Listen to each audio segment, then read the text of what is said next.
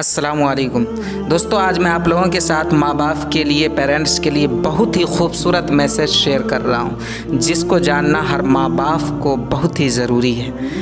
कोई भी माँ बाप अपनी औलाद को उसकी गलती पर इसलिए मारते हैं, इसलिए डांटते हैं, इसलिए सख्ती करते हैं ताकि कोई और इंसान उसकी औलाद को ना मारे, ना डांटे।